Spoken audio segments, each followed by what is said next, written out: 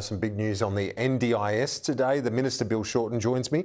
You're announcing lists for the NDIS, trying to provide clarity for those on the NDIS and the families. Can you give our viewers a sense of what this is about if they're not across what's happening on the NDIS right now? All right, well, the first thing I would say is that for absolutely the vast majority of participants, nothing changes, okay? What we are doing is we're providing for the first time with the force of a law, a regulation which says what you can use your NDIS supports, what you can spend your NDIS money on and what you can't.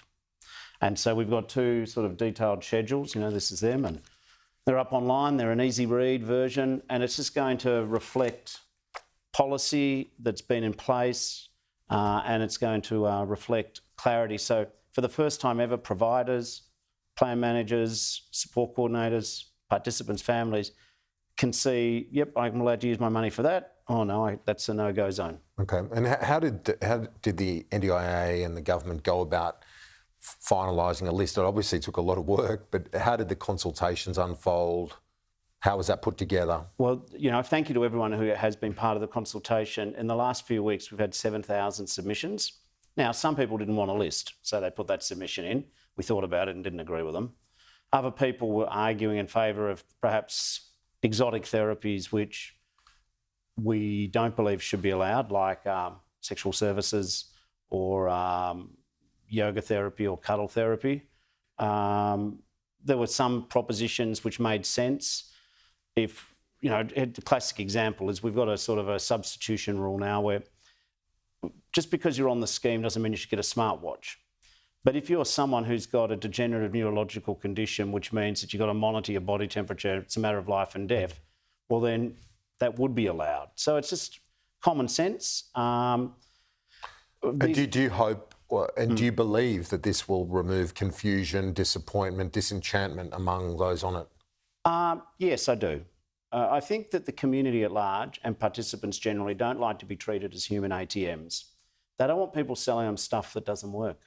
So some of the therapies which we have just eliminated, crystal therapy, tarot cards, cuddle therapy, sound therapy, wilderness therapy, hair therapy. These things gone? No good. Goat therapy. Now, this is a very small number in the total picture, but there's also things like we make clear that prescription medicine you get through the PBS, so you don't ask the NDIS for it. Homeschooling, if you need a better desk at school, that's an education department issue, it's not an NDIS issue. So it's just clarity, and I think that's what participants have been calling for. I should say, if for whatever reason there's something on the list which is no longer going to be available, if it's in your current plan, it'll remain in your plan till that plan ends.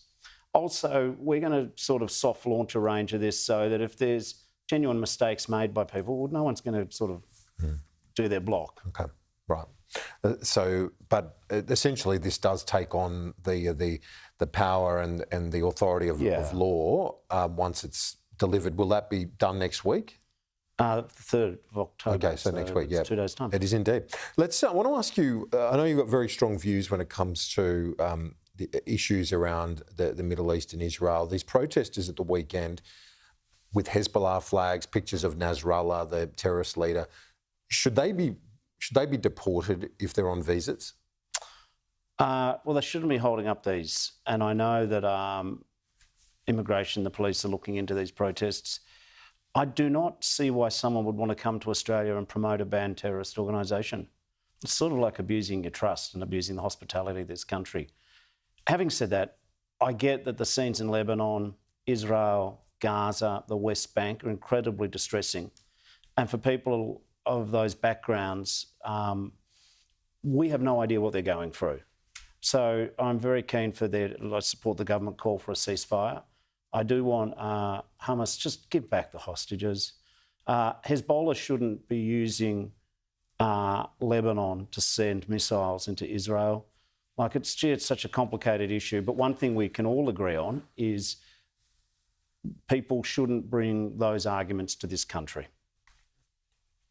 Now, Peter Dutton, just quickly, he says that he wants Parliament back next week to toughen up the laws, if need be. Do you think there's merit in that, if it's needed? There'll be other people who'll make that call. I don't know what he wants to toughen up. I mean, theoretically, he would have said he was one of the toughest ministers ever. So if there's a good idea now, why didn't he have it then?